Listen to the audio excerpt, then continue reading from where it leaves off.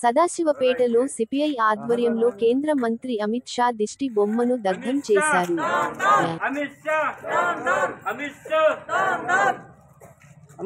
జిందాబాద్ CPI, జిందాబాద్ CPI. Ambedkar ఆహ్వానించిన అమిత్ షా రాజీనామా చేయాలి. అంబేద్కర్ ఆహ్వానించిన అమిత్ షా రాజీనామా చేయాలి. నశించాలి మతోన్మాదం, నశించాలి మతోన్మాదం.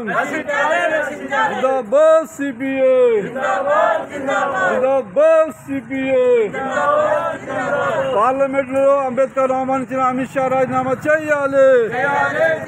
పార్లమెంట్ లో అంబేద్కర్ ఆహ్వానించిన అమిత్ షా రాజీనామా చేయాలి. జిందాబాద్ సిపిఐ, జిందాబాద్ సిపిఐ.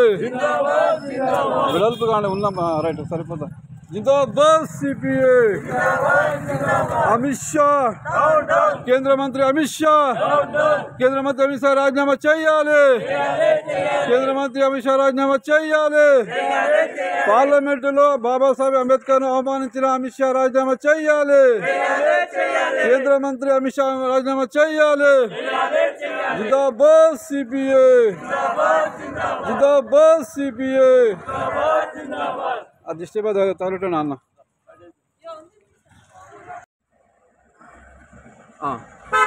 జరిగిన పార్లమెంటు అక్కడ డాక్టర్ అంబేద్కర్ని అమిత్ షా వ్యతిరేకించింది, అవమానపరిచింది. కాబట్టి ఆమెను వెంటనే రాజీనామా చేయాలని చెప్పేసి కోరుతున్నాము. ఎందుకంటే డాక్టర్ బిఆర్ అంబేద్కర్ చేయడం వల్లనే ఆయన నిరుపేద కుటుంబంలో పుట్టి ఆయన దొంగచాటుగా చదువుకొని ఈరోజు భారత రాజ్యాంగం. సిపిఐ ఆధ్వర్యంలో కేంద్ర మంత్రి అమిత్ షా గారి దిష్టి బొమ్మను దగ్గర చేయడం జరిగింది.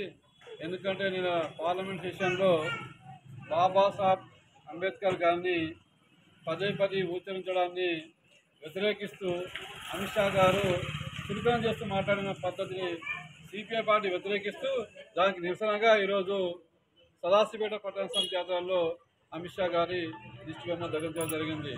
అయితే గతంలో కూడా మనము బీజేపీ ఆర్ఎస్ఎస్ సిద్ధాంతం ఏంటంటే నిజంగా మన అప్కి బార్ 400 ఎదుగుతారంటే మనకు అర్థమవుతుంది. నిజంగా అప్కి బార్ 400 వస్తే ఈ భారత రాజ్యాంగాన్ని మొత్తం మార్చేసి మనవత రాజ్యాంగాన్ని, వాళ్ళకు అనుకూలమైన రాజ్యాన్ని, మత రాజ్యాన్ని తీసుకోవడానికి ఒక ప్రయత్నం జరుగుతుందని చెప్పేసి మనం భావించాము.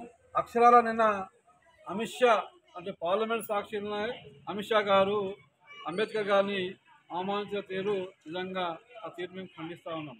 మరి వాస్తవం చెప్పాలంటే అసలు ఆర్ఎస్ఎస్ బీజేపీ దేశాన్ని ఒక మనవాద రాజ్యాంగ, ఒక సెక్యులర్ దేశాన్ని పక్కన పెట్టేసి ఒక హిందూ రాజ్యాంగ, ఒక రాజుల కాని రాజ్యాంగ తీర్చిదిద్దాలని చెప్పేసి వాళ్ళ ఎప్పటి నుంచి వాళ్ళ మదిలో ఉంది.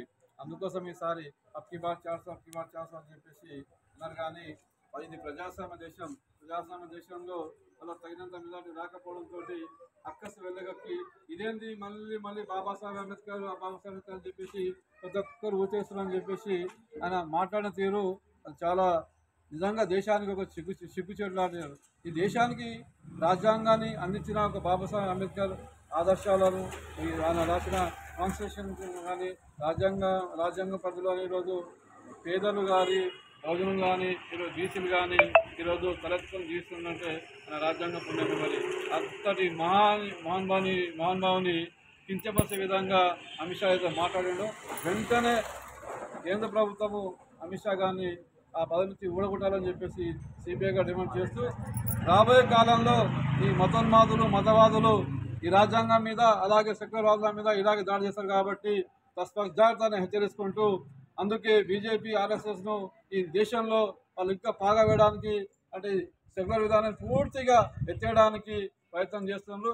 అందుకే సెక్యులర్ వాళ్ళ ద్వారా జాగో అని చెప్పేసి ఇక్కడ మేల్కోండి. చూడండి, ఈరోజు మనమంతా ఈరోజు స్వేచ్ఛగా జీవిస్తున్నాము, స్వేచ్ఛగా మాట్లాడుతున్నాము.